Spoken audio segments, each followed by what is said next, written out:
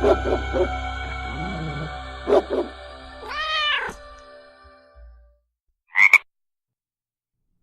there, everybody. This is your host, Michelle Ann Olson, and you are listening to Are You Afraid of the Bark, the podcast that goes bark in the night.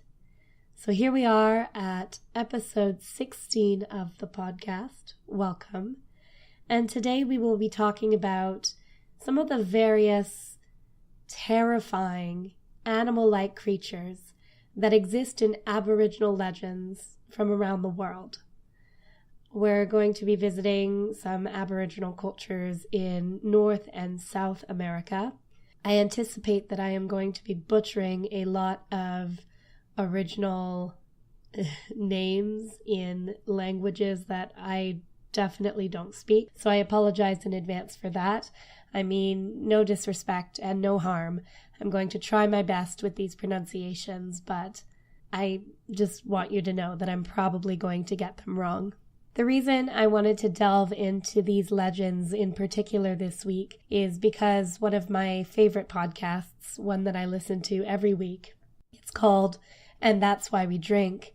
And on this podcast, one of the hosts, M, presents a ghost story, and the second host, Christine, presents a true crime murder story. And in a recent episode, M talked about in my opinion, one of the most terrifying Aboriginal myths, and that's of the Wendigo. I'm not going to get into the Wendigo on this podcast because I don't think that it is related enough to animal myth and folklore. The Wendigo has animal characteristics, but I wouldn't classify it as an animal, so I'm not going to get deep into that legend now. But if you want to look into that concept, that legend further, it's spelled Wendigo. It's related to isolation in the woods, acts of cannibalism, acts of greed, selfishness. It's a wonderful legend, and by wonderful I mean absolutely bone-chilling. So having listened to that episode of And That's Why We Drink and them talking about the Wendigo, I decided to look into other Aboriginal myths and legends pertaining to the terrifying animal spirits that abound in those oral traditions primarily. So without further ado, let's travel to start to Central America. And I want to talk to you first about an animal creature known in Mayan mythology. And this creature is the Camasots. And this is a bat god. The name Camasots means literally death bat in the Quiche language. And in Mesoamerica, Central America, this bat, this god figure, was associated with night, death, and ritual sacrifice. The Maya considered him a terrifying god who served death itself and ruled the domain of twilight, was active at night. So he lived in bloody grottos and other dark places that people typically tried to avoid for fear of disturbing him. No surprise there. In the Popol Vuh, which is sort of the creation myth or lexicon of myths of the Mayan people, the Popol Vuh, Camasots were bat-like monsters encountered by two hero twins, and here's where I really butcher the language, named Hunahpu and Zabalanc. These were two Mayan hero twins. Think of it as like the character Hercules in Greek mythology. They encountered bat-like monsters known as Camasots during their trials in the underworld of Xibalba. So as part of a series of trials that the twins had up until this point vanquished or succeeded in, they had to spend the night in the House of Bats. And they were surrounded by these creatures, these Camasots, and so they squeezed themselves down into their own blowguns in order to defend themselves from the circling bats. But after many hours, Hunahpu made the mistake of sticking his head out of his blowgun to see if the sun had risen, at which point the bats would retreat. And in that moment, Camasots immediately snatched off his head and carried it to the ball court to be hung up as the ball used by the gods in their next ball game. So there you have it. That's one legend of Camasots. In another chapter of the Popol Vuh, a messenger from Xibalba, the underworld, in the form of a man with the wings of a bat, made a deal between a lord of man and mankind, wherein mankind promised their, quote, armpits and their waists, which was the places in which they were cut during ritual sacrifice, in exchange for fire. So the bat god provided mankind with fire, and in exchange they would continue to provide him with habitual ritual sacrifice. Ugh, the idea of being cut in the armpit and waist is pretty gruesome. So bats are depicted in pre-Columbian artwork and history, legend. They have human form and personality. They're depicted as being closely involved in ritual sacrifice, probably because of this legend. So let's travel now north to the Ojibwa tribe to talk about Mishipeshu, which means the Great Lynx. And another common name for Mishipeshu is the water panther. He's a fantastic dragon-like animal that resembles a large cat, but with horns, great horns that are symbols of his power. He has big palmed paws that enable him to swim fast, and his back and tail are covered with scales. Mishipeshu lives in the depths of big lakes. Although he has a feline shape and is considered an amphibian, he is described in legend as a reptile. He's feared by Ojibwe because he is the cause of waves, rapids, and whirlpools, and he breaks down the ice in winter, which can claim numerous victims trying to step out onto a frozen lake. So in the area of Churchill River in Manitoba, there was a game called Mishipeshu that symbolized the power of this being. A child was randomly selected amongst the group of children, would have the role of the aquatic monster, and he had to catch his friends and throw them into the water. Any lake can be inhabited by a Mishipeshu, and they can cause the lake to change its characteristics. They can be the source of a sudden wind or fog. A lake containing a Mishipeshu might have deep depressions in the water, in the underwater landscape, or have particular coloration. These can be signs of a great lynx living in a lake. The lynx is also closely related to copper, which was a valuable resource gleaned from the Great Lakes in both Canada and the United States. So some legends say that the horns and scales of Mishipeshu are made of pure copper, and many indigenous populations in the Great Lakes area see Mishipeshu as a guardian of that metal. Legend has it that during a fight with Mishipeshu, a young man reported that he broke a part of the monster's tail when hitting it with a paddle. This fragment was made of copper, and he kept it to acquire luck at hunting and fishing. Now, Mishipeshu and other underwater beings are typically considered harmful, malicious. They change the weather that leads to loss of life, but they're also essential to certain tribes because the Mishipeshu give them protection and medicine. They're dangerous, but they can help to secure successful hunts and an abundance of food in the form of fish. It's possible to call upon their power to secure a good catch and to summon their help in the practice of healing. There are a few well-known stories of encounters with Mishipeshu, and one comes from a Jesuit missionary named Claude de Blanc, who told the story of 4 Ojibwa who embarked on a journey to the home of Mishipeshu to take copper back to land, back to their home, and to use it to heat water. But the very second they pushed off and backed into the water with their canoe, the eerie voice of the water panther surrounded them. The panther then came growling after them, vigorously accusing them of stealing the playthings of his children, the copper.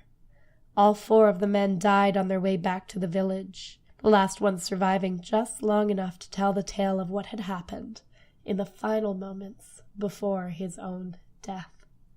This next creature is fearsome, but also the kind of thing that a young child might find just hilariously amusing. The name of this creature, and please forgive me, I'm probably butchering it, is Aniwe. Aniwe is a huge and fearsome creature resembling a giant skunk. The Aniwe is found in the folklore of the Ojibwe people, especially in the United States. So it's armed with the same pungent spray of a normal-sized skunk, and the Aniwe hunts human prey and then sprays them to death, making them sick with its noxious fumes. It's also able to understand and communicate with human beings, which I'm not okay with. So the most common legend of the Aniwe, and I'm not laughing. The idea of a giant skunk asphyxiating me with its giant braying scent sacs, that's pretty scary to me. But this story, okay, yes, it did make me laugh a little bit the first time I heard it. So the Aniwe approached a certain village, and having seen it coming, all the inhabitants fled, leaving behind one old woman who was too infirm to travel. When the Aniwe arrived at the village, it tore off the roof of her house and demanded to know where the rest of the tribe had gone.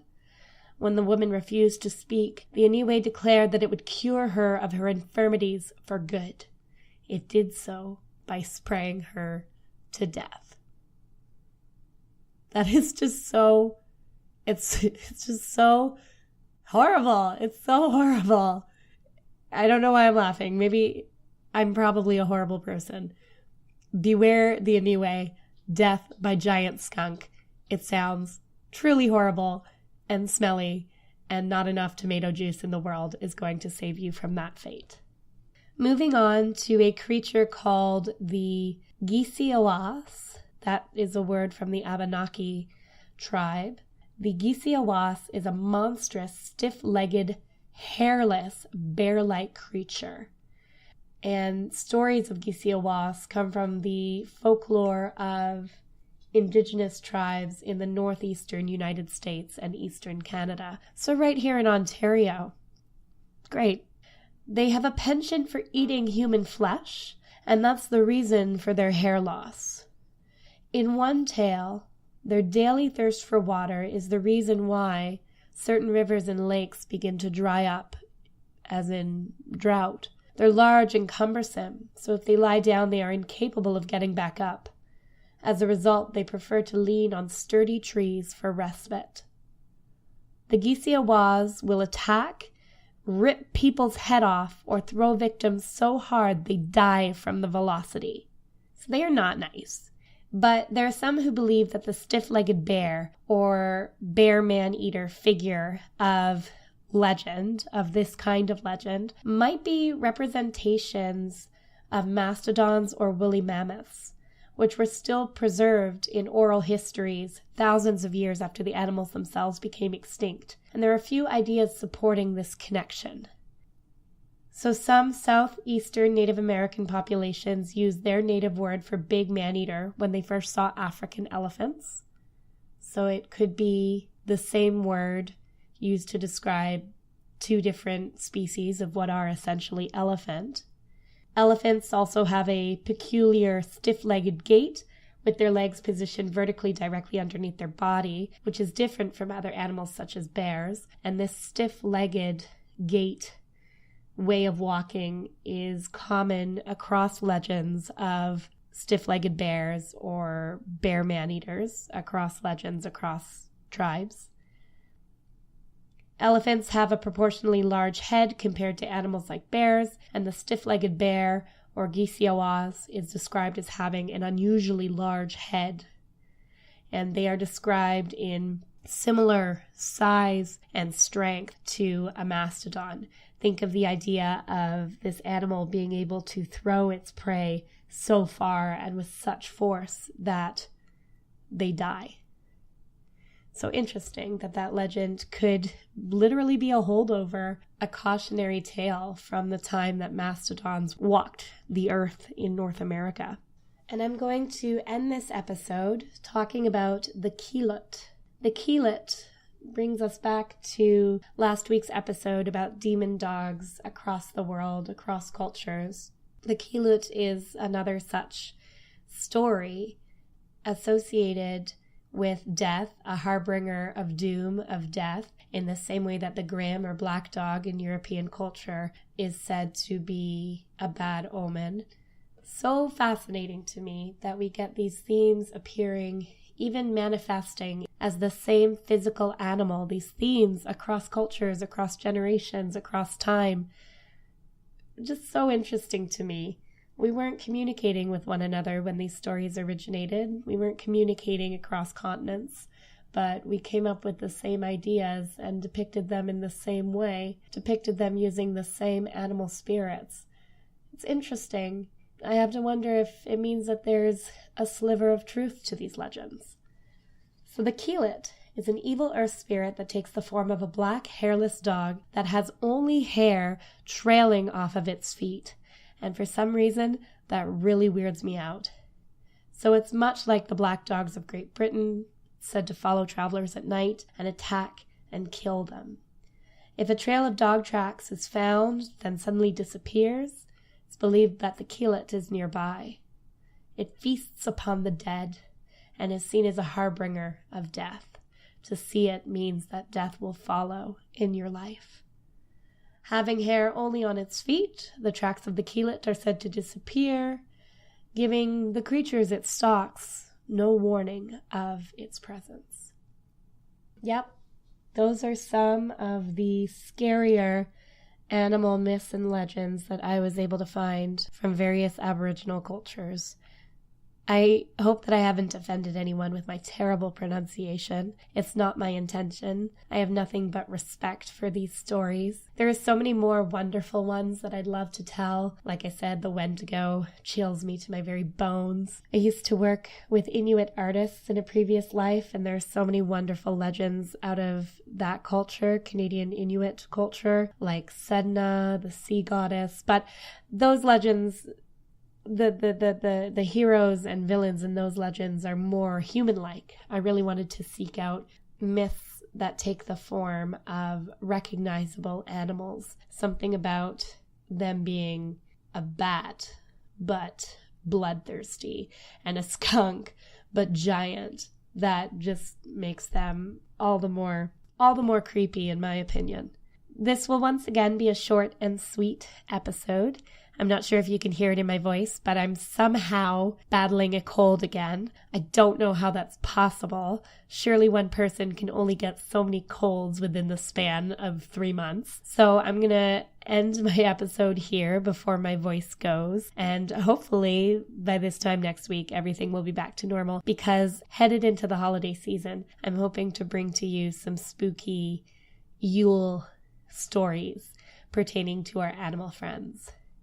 Halloween may have come and gone, but we all know that Christmas is when ghosts really come out and play. So I look forward to seeing you next week. I hope you'll be here. I hope to be able to present to you some spooky animal-related holiday stories leading up to the Christmas holiday. Thank you, as always, for joining me today. You know where to reach me. I'm at areyoufraidofthebark@gmail.com. AYAOTB podcast on Facebook, Afraid of the Bark podcast on Instagram, and at Afraid of the Bark on Twitter. So drop me a line. Let me know, as always, what you think, what you want to hear in upcoming episodes, what you like, what you don't. Leave a review through Apple Podcasts if you're able to, if you haven't done that already. It's just an absolute immense help to me. And I have an ask for you this week. I hate to ask, but I'm going to ask. If you like the podcast and if you have not shared it with anybody in your life, tell just one other person about it. That would be so immensely helpful to me. Just tell one other person about it, and maybe they'll be into it, maybe they won't, but maybe I'll get a few new listeners, and that would just make doing this every week so much more worth it. I love doing it for you, and I would love to do it for just a few more people. So that's my ask. I hope it's not too selfish. In the meantime, I hope that you keep yourself safe from all of the animal spirits that are out there in the woods. I, for one, am sometimes glad to live in the middle of this urban landscape where I feel a little bit more removed from evil earth spirit, black dogs, and giant skunks. But you never know. Thank you very much for joining me, and I will leave you at the end of this episode, as I always do, by wishing you simply sweet dreams tonight. Thanks for listening.